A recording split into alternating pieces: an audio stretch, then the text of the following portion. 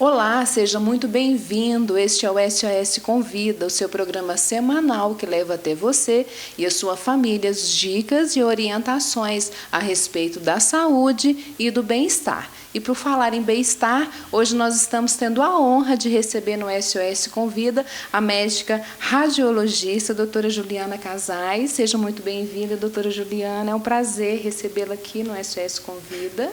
Obrigada, eu que agradeço o carinho e a oportunidade. E hoje nós vamos falar sobre exames complementares e o câncer de mama, não é isso, doutora Sim. Juliana? Então, nós vamos agora para a primeira pergunta.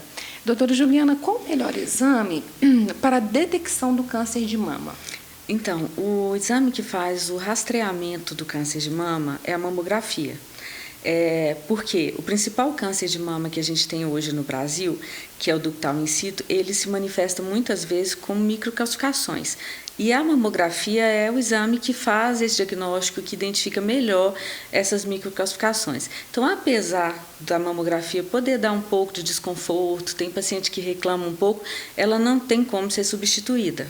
Sim. Ela é que vai fazer o rastreamento. Em algumas situações, outros exames vão entrar para ajudar no diagnóstico, mas é fundamental. O screening é feito com a mamografia. É o exame que assim mais vai nos ajudar no diagnóstico precoce.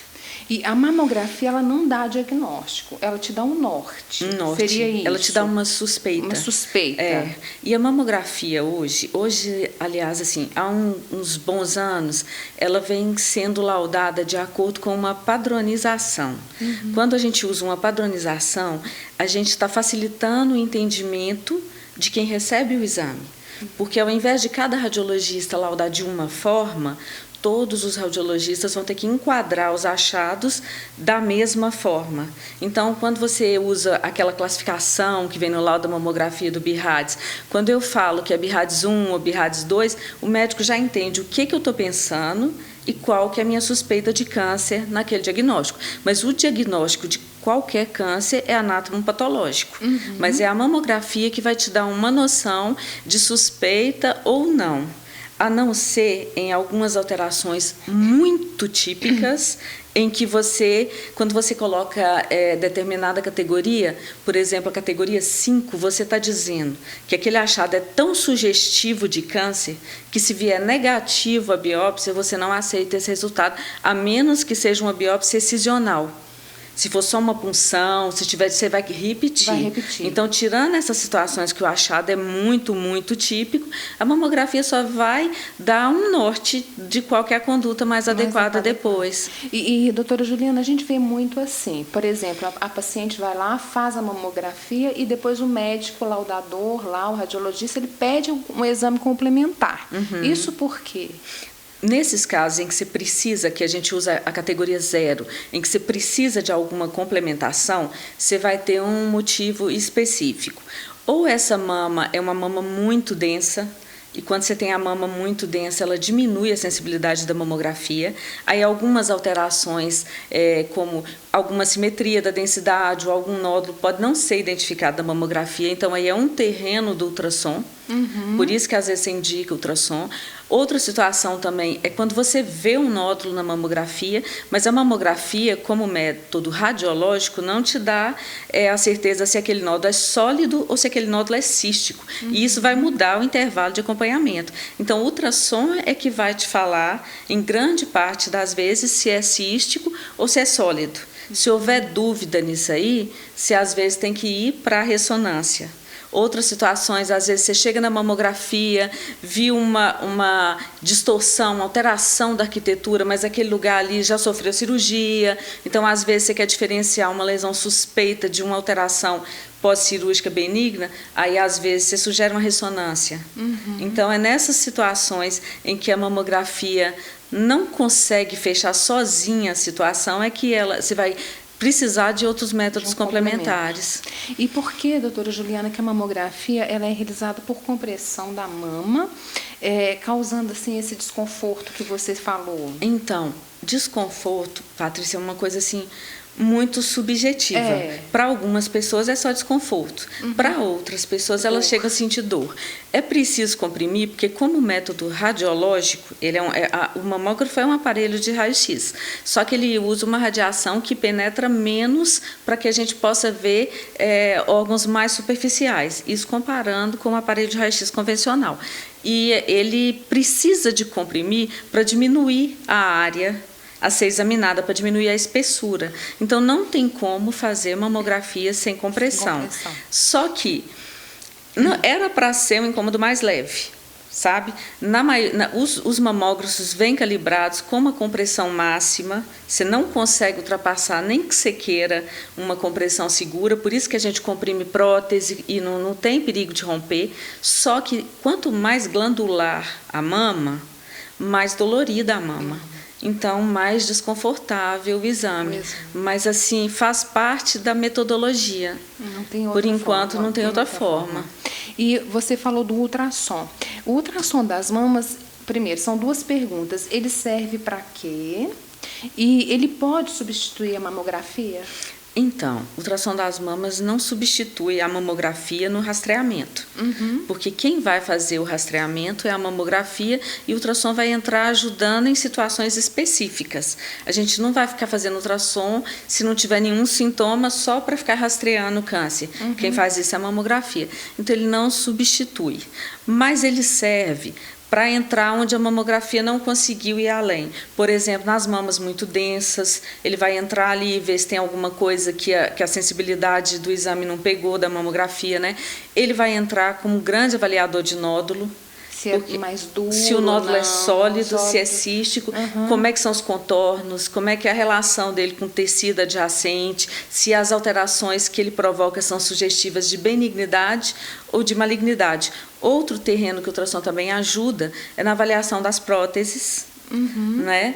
Que você vai poder suspeitar de ruptura, de contratura, apesar da ressonância ter uma eficácia maior para avaliar isso aí. O ultrassom, se bem feito, também te dá uma noção muito boa da integridade.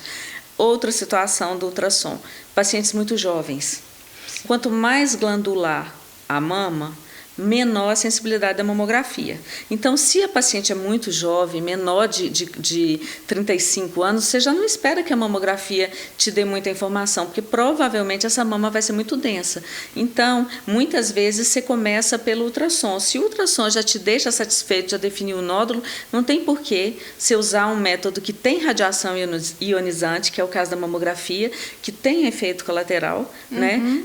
Não é que não seja seguro, é seguro, mas se ele tem uma sensibilidade pequena, não tem por que você começar a antecipar o uso dele se você está tranquilo. Agora, se você achou uma coisa suspeita no ultrassom nessa paciente muito jovem, pode acontecer de você iniciar a mamografia mais cedo para te esclarecer. Aí, nesse caso, pede a mamografia nesse caso, dela. Quando você tem alguma coisa suspeita. Mas, quando não é suspeita, outra indicação do ultrassom. Puberdade precoce, às vezes a menininha você quer saber se aquilo ali é... Porque as meninas dão encorpada antes de entrar na puberdade. Aí você quer saber se aquilo ali é só tecido adiposo, ou se já tem glândula mamária, se já está iniciando a puberdade. Então, são avaliações assim mais específicas, mas não é um exame de rastreamento. Tá. E a radiação usada, você falou, né? A radiação usada aí pela mamografia é mínima, bem Sim, segura. segura. Ela é prejudicial à saúde, doutora Juliana? Então, você acredita que já tiveram até correntes de profissionais contra a mamografia, alegando que você está irradiando a paciente, então você está estimulando outras alterações actínicas e tal. Toda radiação, ela tem o seu grau nocivo. A própria radiação que a gente sofre quando você anda no sol. Sim. Mas a radiação utilizada na mamografia, ela é segura para ser usada da forma que ela é. A gente usa da melhor forma possível e o mínimo possível. E vai Por exemplo, se você puder evitar de fazer muitas incidências adicionais numa paciente mais jovem, você vai evitar, porque você está vendo que a sensibilidade do exame ali é pequena, é preferível você complementar com outro método do que você ficar irradiando ela muito. Da forma que ela é feita, ela é segura, ela é tranquila, o tanto que ela melhora na qualidade, na quantidade de vida com diagnóstico precoce, já justifica o meio de uma radiação ionizante. Então, assim, é um exame que a pessoa pode fazer com segurança. E os aparelhos estão cada vez melhores e conseguindo utilizar a radiação de formas mais inteligentes. Sim. E aí o risco é mínimo, sim, bem mínimo. mínimo. Como você falou, é como se nós estivéssemos andando ao sol. Pois é, você tem outras formas de radiação que você nem se dá conta. Não, E a mamografia, ela pode ser considerada um exame preventivo para o câncer de mama? Nenhum exame é preventivo. Não. Ela é um exame de rastreamento, mas muitas vezes, às vezes vem até no pedido, o próprio paciente fala, eu estou fazendo a mamografia para prevenir o câncer de mama, ou eu estou colhendo o Papa Nicolau para prevenir o câncer de colo. Não, é para rastrear. Então, qualquer exame é para rastrear. Porque se tivesse uma forma de prevenir um câncer, estava muito bom, né? Mas, assim, por que é fundamental rastrear? Mesmo que estraga gastos para o convênio, para a pessoa, para a saúde pública. Porque o paciente que tem o câncer diagnosticado enquanto ele está in situ, enquanto ele não se espalhou, ele tem uma sobrevida excelente. Sim. Ele vai custar menos para a saúde pública em termos de químio, de rádio, de reoperações. Então, e ele vai ter uma qualidade de vida melhor, uma chance de sobrevida muito boa. Então, quanto antes diagnosticarmos, melhor para o paciente. E a autoestima, claro, sofrimento daquele paciente. Sim, você tem muito mais chance de poder preservar a mama. Né, da cirurgia ser menos agressiva. Isso também tudo. A químio que faz os cabelos caírem todos. E aqueles efeitos colaterais terríveis. Difíceis. Né? E o homem pode ter câncer de mama? São duas perguntas, doutora Juliana. Se o homem pode ter câncer de mama e se precisa de fazer mamografia? Então, o principal fator para ter câncer de mama é ser mulher. Esse é o principal fator de risco. Porque a gente tem uma quantidade imensa de tecido glandular se comparada ao homem. Então, assim, a mulher tem uma chance muito maior. Mas o homem pode ter câncer de mama. Justifica o homem fazer mamografia para rastrear? Não. Porque para o homem ter câncer de mama, ele tem que ter glândula. Quando ele começa a ter glândula mamária, ele vai perceber isso aí. Uma mama mais dolorida, uma mama mais volumosa. Então, ele vai ter ginecomastia. Quando o paciente tem ginecomastia, que é aumento das mamas masculinas, o próprio médico já começa a estudar isso aí. Ele pede mamografia, ele pede ultrassom. Se esse aumento volumétrico das mamas for só gordura, muito tranquilo. Se for um tecido glandular, muitas vezes eles investigam quais são as causas dessa ginecomastia. Às vezes uma doença hepática, às vezes um medicamento, tem algumas medicações para hipertensão arterial que podem levar à ginecomastia. Se for medicamento, às vezes só de suspender o medicamento você consegue reduzir isso aí. Quando é uma doença hepática é mais complicado, porque às vezes você não controla essa doença. Então, esse paciente que tem ginecomastia, tem o diagnóstico de tem tecido glandular, esse paciente, ele regularmente vai ter que olhar essa mama. Aí a mamografia para ele é indicada? É indicada, mas não anualmente, igual a mulher. Só naquele momento? É naquele momento, aí o médico dele vai olhar como é que isso vai ser conduzido, né? Se tiver alguma coisa suspeita, ele pode até precisar de fazer biópsia. Sim. Se não precisar aí de fazer biópsia, se for só um tecido glandular, ele vai primeiro procurar descobrir a causa, ver se tem como regredir. Se não tiver como regredir isso aí, ele vai ter que acompanhar de uma forma periódica, mas não é estabelecida ainda que ele vai fazer anualmente a mamografia. E pode ser solicitado a ele uma ultrassonografia complementar? Sim, geralmente é. É solicitado? Geralmente é. E quando é muito pequena também, o aumento, quando o aumento da mama é muito pequeno, às vezes é muito difícil de expor essa mama na mamografia. Então, algumas vezes começa pelo ultrassom. Para ver se tem, porque o ultrassom consegue definir onde que está gordura, onde que está glândula, se aquilo ali é só gordura, se não é. Então, se for pequeno, muito pequeno, às vezes fica só no ultrassom. Aí eu faço o controle do ultrassom.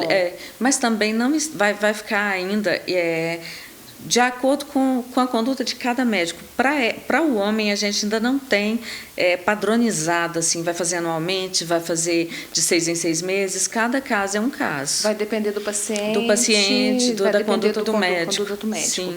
Doutora Juliana, foi um prazer mais uma vez. Igualmente, foi Patrícia. maravilhoso conversar com você, esclarecer as nossas dúvidas. Muito feliz com a oportunidade. Nós também ficamos muito felizes de tê-la aqui. A doutora Juliana é nossa médica, ultrassonografista, maravilhosa. Obrigada pelo carinho. Todos os pacientes a amam, a adoram. Muito obrigada. Obrigada, viu? Muito e a gente está à disposição. Muito obrigada. E para você que nos acompanhou até aqui, eu e a doutora Juliana deixamos um beijo, um abraço para você e até o próximo programa. Até lá, um beijo, fique com Deus.